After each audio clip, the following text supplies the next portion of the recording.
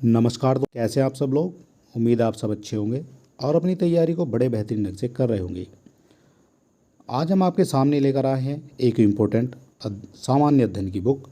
इसमें आपको मिल जाते हैं टोटल 10,000 प्रश्न और ये सारे प्रश्न वस्तुनिष्ठ प्रश्न के रूप में दिए गए हैं। सारे जो है क्वेश्चन इंपॉर्टेंट हैं और इसी तरह के क्वेश्चन मिलते हैं देखने को आपको आपकी परीक्षा में। ये जो क्वेश्चन है ये आपकी सभी परीक्षाओं के लिए इम्पोर्टेंट हैं।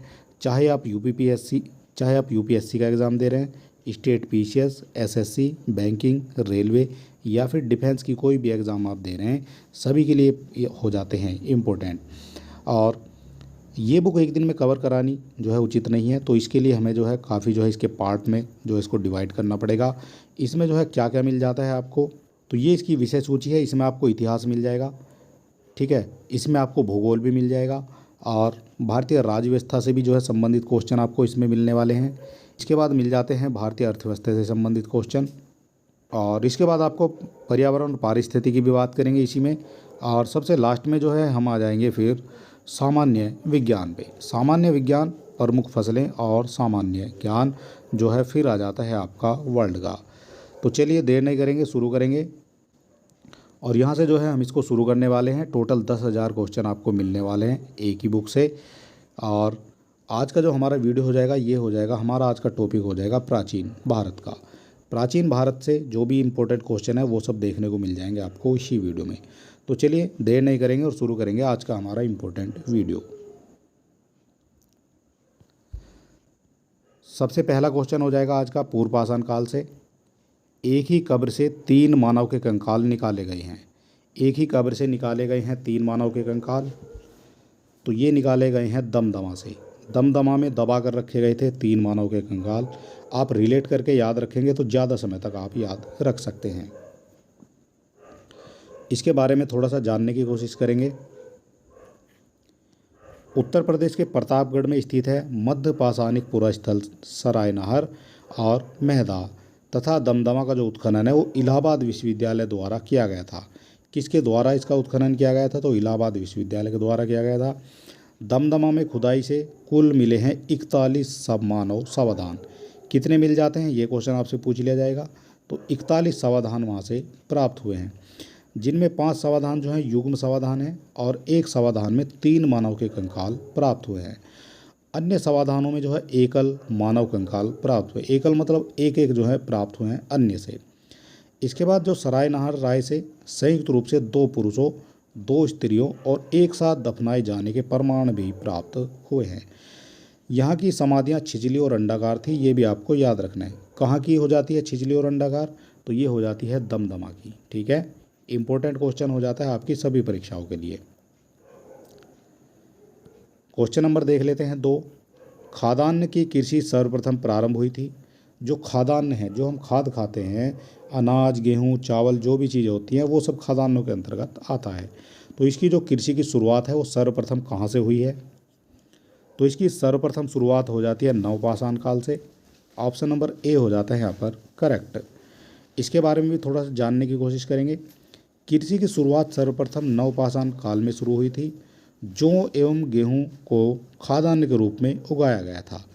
चावल की खेती का जो प्राचीनतम साक्ष्य है वो इलाहाबाद के नज़दीक कोलडिंडवा नामक से स्थान से मिला है और बलूचिस्तान की सीमा पर हो जाता है स्थित मेहरगढ़, वहाँ से गेहूं की कृषि का साक्ष्य मिला है। आपको बड़े ध्यान से पढ़ना है। जौ और गेहूं के जो साक्ष्य हैं वो मिल जाते हैं नवपाषाण काल से, ठीक है। नवपाषाण काल से मिले हैं गेहूं और जौ की कृषि के साक्ष्य। चावल की कृषि के साक्ष्य मिले हैं कोलडिडवा से। कोलडिडवा कहाँ हो जाता है ये, ठीक है। कोलडिडवा हो जाता है ये इलाहाबाद के नज़दीक, वहाँ से मिले हैं आपके चावल के साक्ष्य। और मेहरगढ़ से भी मिले हैं। मेहरगढ़ कहाँ है, तो मेहरगढ़ आपका बलूचिस्तान में, वहाँ से गेहूं की कृषि के साक्ष्य मिले हैं, ठीक है। बड़े ही जो है इंपॉर्टेंट क्वेश्चन है और सभी परीक्षाओं में ये पूछे भी जाते हैं। इसके बाद भारत में मानव का सर्वप्रथम जो साक्ष्य कहाँ मिला है, मानव के साक्ष्य की बात हो रही है। सर्वप्रथम कहाँ मिला है मानव का साक्ष्य, तो मानव का साक्ष्य मिल जाता है ये आपका नर्मदा घाटी में। ऑप्शन नंबर डी यहाँ पर करेक्ट हो जाएगा। भारत में मानव का सर्वप्रथम साक्ष्य पश्चिमी नर्मदा क्षेत्र यानी मध्य प्रदेश से प्राप्त हुआ है। अगला क्वेश्चन हो जाएगा, निम्नलिखित में से किसको चार को लिथिक युग भी कहा जाता है। चार को लिथिक युग भी कहा जाता है, तो ये कहा जाता है ताम्रपाषाण को। ठीक है, चालकोलिथिक युग ये ताम्रपाषाण युग को कहा जाएगा। ऑप्शन नंबर सी करेक्ट हो जाएगा। और इसके अलावा जो ताम्रपाषाण युग को ही चालकोलिथ युग कहा जाता है, इस काल में पत्थरों के साथ साथ ताम्र धातु का प्रयोग औजारों के निर्माण में होने लगा था। उस समय जो है धातु के औजार होते थे, और जो आपका ताम्र होता है नहीं तांबा होता है, उसका प्रयोग शुरू हो गया था आपका ताम्रपाषाण युग में। इसे ताम्रपाषाण संस्कृति भी कहा जाता है। ताम्रपाषाण संस्कृति भी इसको कहा जाएगा। ठीक है, इम्पोर्टेंट हो जाएगा ये सभी परीक्षाओं के लिए। राख का टीला निम्नलिखित किस नवपाषाण स्थल से संबंधित है। राख के टीले की बात हो रही है। राख का टीला कहाँ मिल जाता है, जो नवपाषाण काल में मिला है। तो जो नवपाषाण काल का राख का टीला है ये मिल जाता है आपका संगनकल्लू से। संगनकल्लू कहाँ है, तो ये वेलारी कर्नाटक में हो जाता है। ठीक है, वेलारी क्षेत्र पड़ता है ये कर्नाटक के अंदर। वहाँ पर क्या है, वहाँ पर है आपका संगनकल्लू। और यहाँ बात करेंगे इसके बारे में। संगनकल्लू वेलारी कर्नाटक नामक स्थान से राख के टीले के प्राप्त हुए हैं प्रमाण, जो नवपाषाण कालीन स्थल है।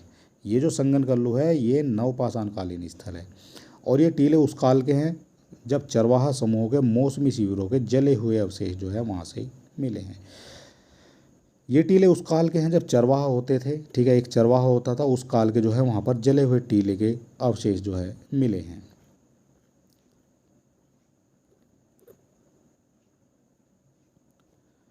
अगला क्वेश्चन हो जाएगा, ताम्र काल में महाराष्ट्र के लोग मृतकों को घर के फर्श के नीचे किस तरह रखकर दफनाते थे। ताम्रपाषाण काल में महाराष्ट्र के लोग मृतकों को घर के फर्श के नीचे दफनाते थे। ये घर हो जाता है और यहाँ पर ये फर्श है, तो यहाँ जो है दफनाते थे लोगों को।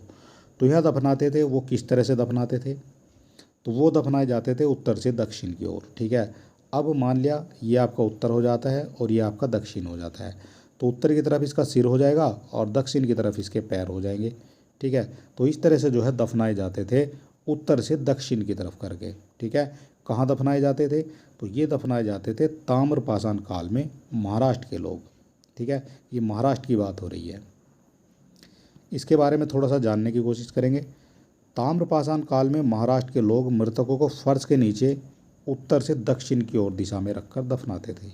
इस प्रकार के साक्ष्य कहाँ कहाँ से मिले हैं, तो नवासे से मिले हैं इस तरह के साक्ष्य, दायमाबाद से मिले हैं, कोठे से मिले हैं, इनाम गांव से, और आदि पूर्व स्थलों से भी इस तरह के प्रमाण मिले हैं। सबके साथ मिट्टी की हड्डियाँ तथा ताम्र निर्मित वस्तु भी दफनाई जाती थी।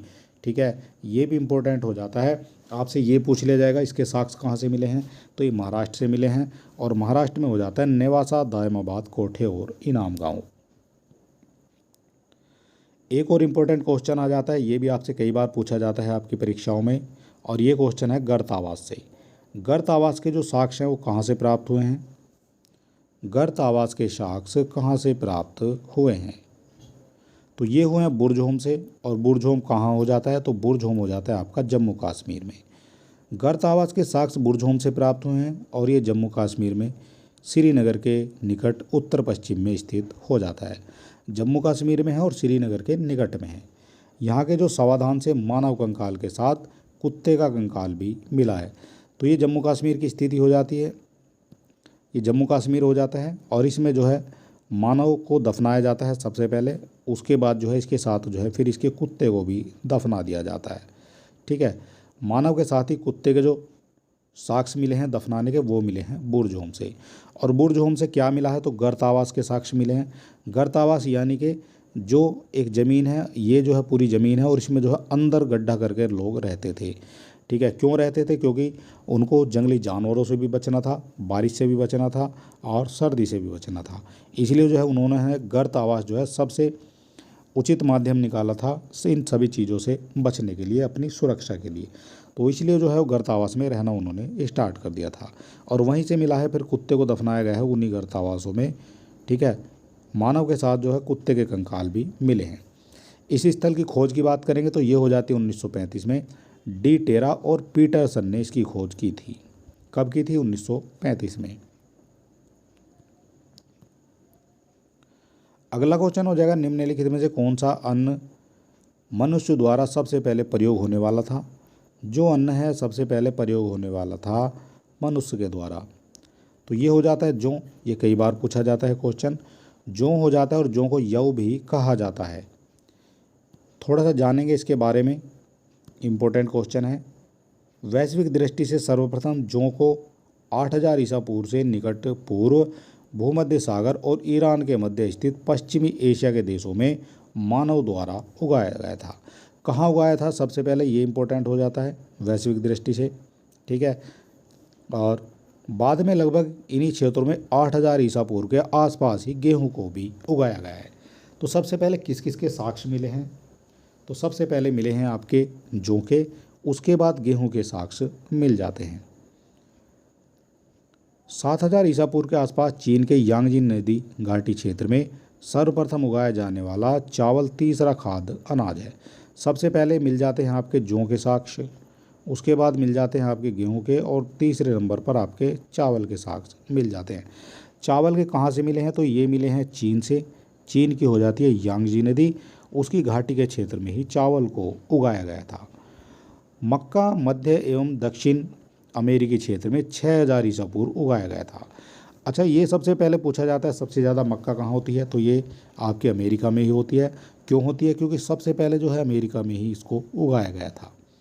बाजरे की बात करेंगे 5500 ईसा पूर्व में चीन में उगाया गया था, और सोरगम जो है 5000 ईसा पूर्व में पूर्वी अफ्रीका में देखा गया था। राई की बात करेंगे 5000 ईसा पूर्व में दक्षिण पूर्वी एशिया में, तथा जई 2300 ईसा पूर्व में यूरोप में सर्वप्रथम मानव द्वारा उगाया गया था। इम्पोर्टेंट क्वेश्चन है, सारी चीज़ें आपको बता दी गई हैं। अगला क्वेश्चन हो जाएगा, किस राज्य के मैकाना बेंची स्थल से नवपाषाण काल से मेगालिथिक काल के पेट्रोग्लाइफ्स यानी पाषाण उत्कीर्णन के साक्ष्य प्राप्त हुए हैं। कहाँ से प्राप्त हुए हैं ये साक्ष्य, तो ये हो जाते हैं आंध्र प्रदेश से, ठीक है। किसके मिले हैं, तो मैकाला बेंची। मैकाला बेंची क्या हो जाता है, थोड़ा सा समझने की कोशिश करेंगे। मैकाला बेंची आंध्र प्रदेश के कुर्नूल जिला में स्थित है, जहां से हाल ही में 80 पेट्रोग्लाइफ्स के साक्ष्य प्राप्त हुए हैं, जो नवपाषाण काल से मेगालिथिक काल के माने जा रहे हैं।